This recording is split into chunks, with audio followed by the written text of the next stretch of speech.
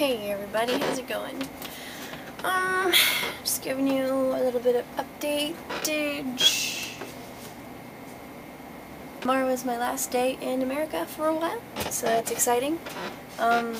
Today was my last trip to the Manchester Mall, which is kind of sad, but not really, because it's really crappy mall. Not as crappy as the Concord one, but you don't care because you probably don't live here. And I made you guys a lovely video of my adventures there. It's very, very random, but whatever. So tomorrow's my last day here, so I'm going to be packing up and everything. Well, I've been packing a lot, but I need to make sure I get all of my stuff out of the way and everything. Gotta figure out what to do with the stuff I don't want, besides just throwing it away. Maybe just dump it on my brother. I don't know. I gotta figure out what I'm doing with my guitars, because I'm just bringing the ones I have cases for, and then I'm just gonna leave some, and then I don't know if they're gonna stay with my grandmother, or here, or whatever. So that's kinda crappy. And, let's see, on Wednesday morning I'm leaving the house at 5, so that'll be like 10 p.m. normal people time, because I tend to stay up all night. And my friend, mine and Justin's friend Doyle, is gonna bring me down to Boston and drop me off. And then I'm going to fly for a very, very, very, very, very long time. Wrong time, actually, because I'll be in Japan. So I'm going to fly for a very, very, I don't know.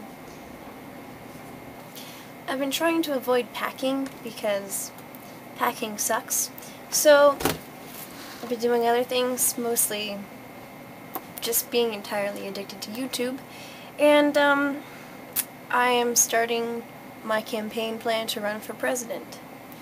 Now when I run for president, I think my slogan is going to be, "Don't kill people." This "Don't kill people" slogan works for healthcare. It gives us motivation to improve the national healthcare system and to provide healthcare for those who can't afford it and those who don't have enough insurance or insurance at all. See, this is an issue. Foreign policy. I'm not sure if you noticed, but we're at war. And we're killing people. And they're killing us. And I'm not sure who started it, but if we stop killing them, they'll either take advantage or they'll stop killing us. So we gotta cross our fingers and hope they stop killing us. Abortion. Don't kill people. Domestic security. Don't let other people kill us. Now, this isn't really something we can help, but by setting a good example and not killing anybody else, we might, just spread some love and we'll be good. You may wonder why this little white girl is trying to run for president. Wait, let me look more official. I'm not sure if I got geeky when I was going for official, but that doesn't matter right now. You're going to listen to me. Don't kill people. Now, under my, this is the part of the show where I make false promises. I really haven't thought much about the campaign, but, under my presidential jurisdiction, I would find a way to make housing more affordable, because a lot of people because the housing market today is very tough. I'm not sure if you noticed. If you're one of those crazy kids with big houses, then you're probably not going to understand, but I know a lot of you know what I'm talking about. And housing today, the housing market is ridiculous, and we need to find a way to help people on minimum wage jobs, which there are a lot of minimum wage jobs, not enough minimum wage houses or apartments. We need to find a way to make housing more affordable so people can, live. And if someone loses their house, they lose their job because they don't have a permanent address. If they can't find another job, they can't buy another apartment or house or rent or whatever. If they can't have a permanent address, they can't get another job, and they're screwed, and it's a bad system. And, I'm just kind of ranting right now. What else? Schools. Should I talk about schools?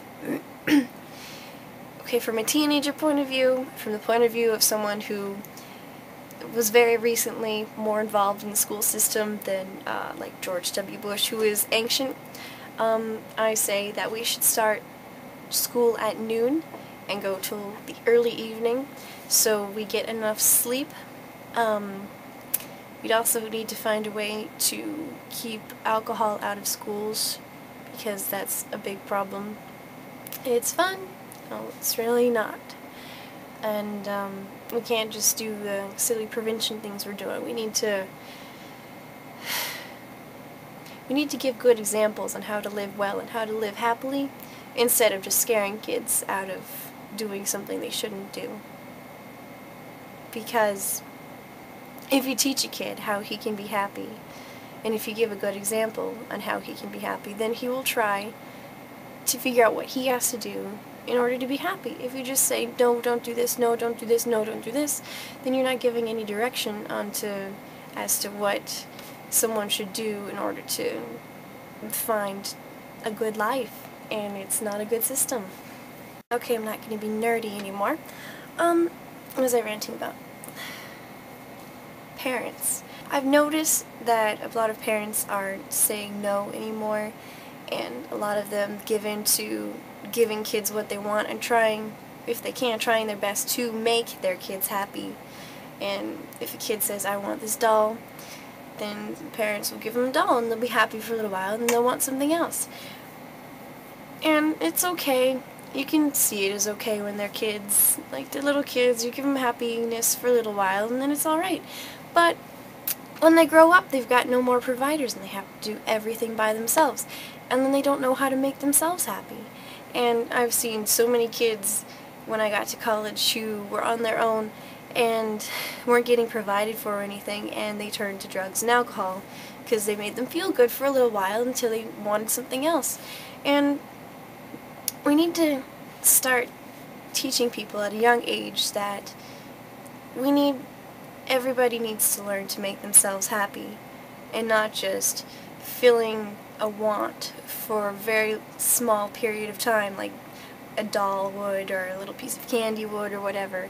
We need to find a way to be able to find self-control and patience and other good qualities that would lead us to find satisfaction in things that are harder to come by and take more work to find and aren't just simple little pleasures that can fill tiny little voids for a certain small period of time. Yeah.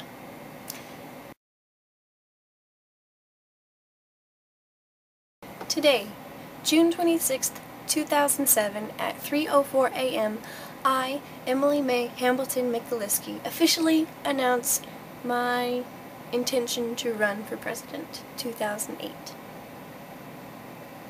I know it's not exactly legal, I know I'm not 35, I'm not a lesbian like Hillary, I'm not a pretend black man like Barack Obama, but vote for me in 2008.